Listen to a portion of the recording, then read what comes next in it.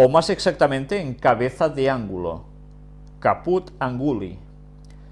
Lo extraño es que este simbolismo casi siempre se comprende mal a consecuencia de una confusión que se hace comúnmente entre esa piedra angular y la piedra fundamental, a la cual se refiere este otro texto más conocido aún. Tú eres Pedro, y sobre esta piedra edificaré mi iglesia, y las puertas del infierno no prevalecerán contra ella. Este texto del libro de Mateo, ya sabéis que es precisamente en el que la Iglesia Católica se basa para decir que la Iglesia está fundamentada sobre Pedro, y que los papas son la sucesión del primer papa que fue Pedro. O sea, una súper mala interpretación, pero que millones y millones y millones de personas durante siglos y siglos se lo han ido creyendo, se lo siguen creyendo.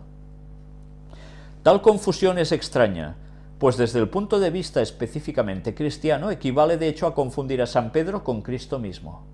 Lo están diciendo los masones, es curioso, ¿eh? Pero ya sabéis que una parte de la masonería fundamental, precisamente, y utilizo esa palabra fundamental, era cristiana, era protestante. La piedra fundamental es aquella que se pone primero, al comienzo mismo de la construcción de un edificio, y por eso se la llama también primera piedra. Según el ritual operativo, esta primera piedra es, según lo hemos dicho, la del ángulo nordeste. Las piedras de los demás ángulos se colocan posterior y sucesivamente, según el sentido del curso aparente del Sol, es decir, en el sudeste, sudoeste, noroeste. ¿Cómo pues podría ser rechazada durante la misma construcción? Para que sea así es preciso, al contrario, que la piedra angular sea tal que no pueda encontrar aún su ubicación. En efecto, según veremos, no puede encontrarla sino en el momento de acabarse el edificio íntegro, y así se convierte realmente en cabeza de ángulo. La piedra fundamental puede ser llamada adecuadamente, en cierto sentido, una piedra de ángulo, según se lo hace habitualmente, puesto que está situada en un ángulo o en una esquina del edificio. Pero no es única como tal, pues el edificio tiene necesariamente 4 ángulos, y aún así, si se quiere hablar más particularmente de la primera piedra, esta no difiere en nada de las piedras de base de los demás ángulos, salvo por su situación, y no se distingue ni por su función ni por su forma, puesto que no es, en suma, sino uno de 4 soportes iguales entre sí.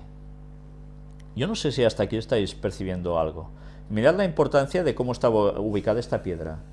Noreste. ¿Dónde estaba ubicado el trono de Dios? Según los textos bíblicos, en el norte. ¿Y dónde está Orión? En el este. Y después se iba edificando todo en la línea del sol. Una vez más, el sol, hemos visto en textos bíblicos que era la semejanza o el simbolismo con Cristo. Y además, 4 ángulos. Entonces se edificaban en círculo.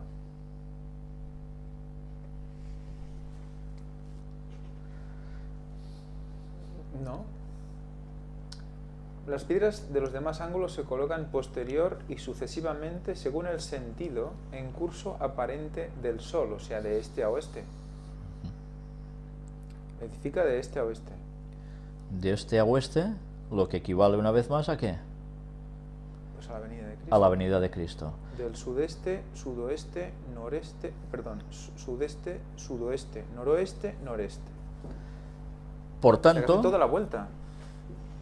y además nos está indicando eso. No dice de que hemos leído al principio de la conferencia de hoy que va a tardar un día en rescatar a los suyos. Hasta en la construcción se daba precisamente esta simbología. Pero además, mirad que ellos mismos y están diciendo que la piedra desechada era la que se ponía arriba, esa piedra angular de arriba, y que eso pasaba cuando el edificio estaba consumado. ¿Qué nos estaba indicando también esta enseñanza? Sencillamente el retorno de Cristo, que esa piedra es desechada, no se quiere, es despreciada la segunda venida de Jesús. Todo esto nos enseñaba ya la construcción, casi nada, ¿eh? No estoy hablando de los masones, porque ellos no hacían referencia a esto en concreto, de la segunda venida de Jesús, sino precisamente lo que la Biblia ya hablaba en sus escritos, que es muy distinto. Ellos aquí siguen diciendo, podría decirse que una cualquiera de las 4 esquinas refleja, en cierto modo, el principio dominante del edificio, pero no podría de ninguna manera ser considerada este principio mismo. Por otra parte, si realmente de esto se tratara, ni siquiera podría hablarse lógicamente de la piedra angular, pues de hecho habría 4. Aquella, pues, debe ser algo esencialmente diferente de la piedra de la esquina, entendida en el sentido corriente de piedra fundamental, y ambas tienen en común solamente el carácter de pertenecer al mismo simbolismo constructivo. Mirad también una vez más el 4, como aparece. 4 esquinas, 4 lados. La piedra angular tiene una forma especial y única que la diferencia de todas las demás. No solo no puede encontrar su lugar en el curso de la construcción, sino que inclusive los constructores no pueden comprender cuál es su destino. Si lo comprendieran, es evidente que no la rechazarían y se contentarían con reservarla hasta el final. Pero se preguntan lo que harán con la piedra, y al no dar con respuesta satisfactoria, deciden, creyéndola inutilizable, arrojarla entre los escombros. La piedra desechada, que decía el texto bíblico, ¿eh? El destino de esa piedra no puede ser comprendido sino por otra categoría de distinción. Perdón, me he saltado una línea. Sino por otra categoría de constructores, que en ese estadio no intervienen aún, son los que han pasado de la escuadra al compás. Ya veis que aquí ya empieza con el sistema masónico, ¿eh? Y por esta distinción ha de entenderse naturalmente la de las formas geométricas que esos instrumentos sirven respectivamente para trazar, es decir, la forma cuadrada y la circular, que de manera general simbolizan, como es sabido, la tierra y el cielo. Aquí la forma cuadrada corresponde a la parte inferior del edificio y la forma circular a su parte superior, la cual, en este caso, debe estar constituida, pues, por un domo o una bóveda. En efecto, la piedra angular es real y verdaderamente una clave de bóveda. Por tanto, ellos ya entienden, o ya entendían desde a saber cuánto tiempo atrás,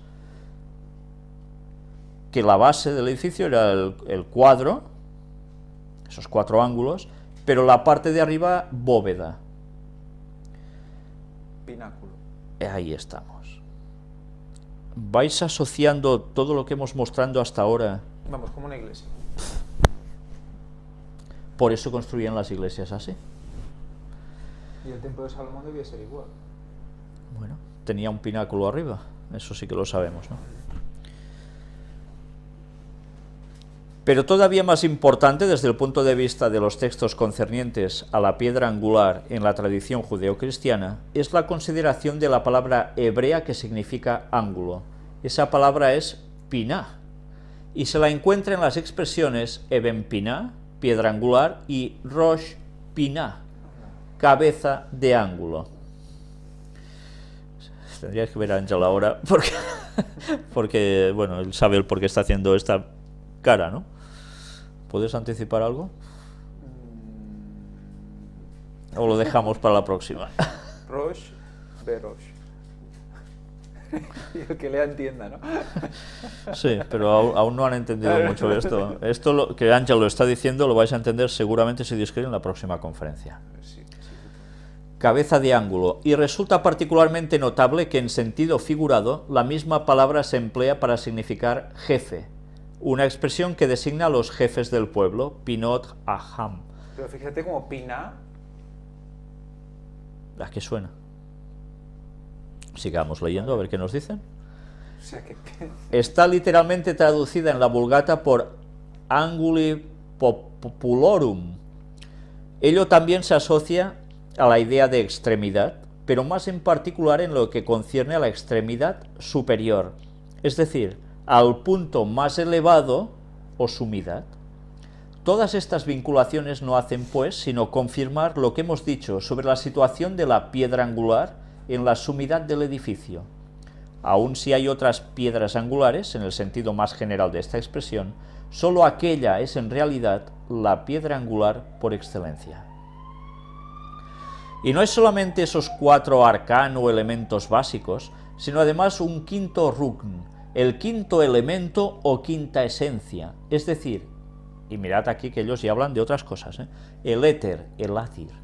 Este no está en el mismo plano que los otros, pues no es simplemente una base como ellos, sino el principio mismo de este mundo. Será representado pues por el quinto ángulo del edificio, que es su sumidad, y a este quinto, que es en realidad el primero, conviene propiamente la designación de ángulo supremo, de ángulo por excelencia o ángulo de los ángulos, Rukn el Arkan, puesto que en él la multiplicidad de los demás ángulos se reduce a la unidad. Ya veis que está hablando de unos conceptos que a los que no estamos puestos en estos temas masónicos nos queda como algo extraño, pero daos cuenta de que hablan de una quinta esencia, el éter. Para ellos eso es todo muy importante, y que básicamente se está vinculando con algo de un plano muy superior. La piedra angular, tomada en su verdadero sentido de piedra cimera, se designa en inglés a la vez como keystone, como capstone, que a veces se encuentra escrito también como así, y como del otro lugar. El primero de estos términos es fácilmente comprensible, pues constituye el exacto equivalente de nuestra clave de bóveda o de arco. O de arco. Repito, o de arco. ¿Por qué lo repito tanto? ¿Qué lleva Orión? Un arco. ¿No suelta flechas, saetas? ¿Y Orión dónde está? En la bóveda celeste, ¿no? Pues la palabra puede aplicarse en realidad a la piedra que forma la sumidad de una arcada tanto como la de una bóveda, pero los otros dos exigen algo más de explicación. Bueno, aquí dice que en capstone la palabra cap es evidentemente el latín caput, cabeza, lo que nos reconduce a la designación de esa piedra como la cabeza del ángulo. Es propiamente la piedra que acaba o corona un edificio. Y es también un capitel, el cual es igualmente el coronamiento de una columna. ¡Hala! Explícanos ese ala para que... No, eso está relacionado con el tema del candelabro.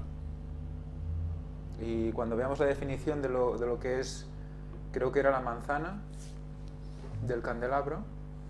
En el candelabro hay lo que en la Biblia comúnmente llama manzana, copa y flor. Pues manzana se define también como corona, capitel, y por cierto no es redonda, no es voluminosa, no es una bola como una manzana, sino que es como si fuera achatada. Achatada. Hola.